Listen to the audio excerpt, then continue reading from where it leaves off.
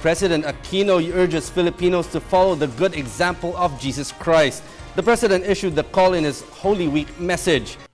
Full statement of the President. Ngayong panahon ng Kwaresma, ginugunita po natin ang natatanging halimbawa ni Jesucristo sa sangkatauhan.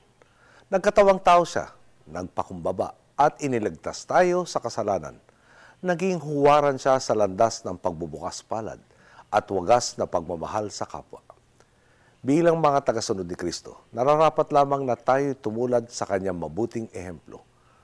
Wala na nga pong tutumba sa sakripisyong ipinamalas ni Jesucristo at kung tutusin, dahil sa dakilang pag-aalay niya ng buhay para sa kaligtasan natin, kakarampot na lamang ang kanyang hinihiling, ang mahalin at orgain ang ating kapwa.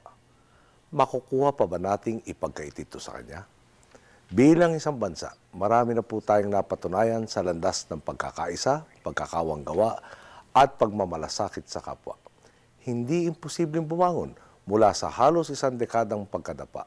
Hindi suntok sa buwan ang muling maaninag ang kaunlaran, lalo na para sa mga kababayan nating higit na nangangailangan.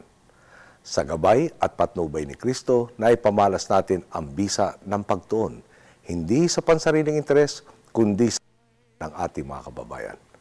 Ngayon pong mahal na araw, muling ipinapaalala sa atin ang halaga ng pagiging tanglaw sa isa't isa at ang liwanag na hatid nito sa buong bansa. Napakaganda na po ng mga nasimulan nating hakbang at ngayong Semana Santa, patuloy nawa tayong makapagnilay kung paano pa mapapayabong ang mga butil ng pakikipagkapwa na ibinahagi sa atin ng Poong May Kapal. Isa pong makabuluhan at mapayapang mahal na araw sa sambayan ng Pilipino.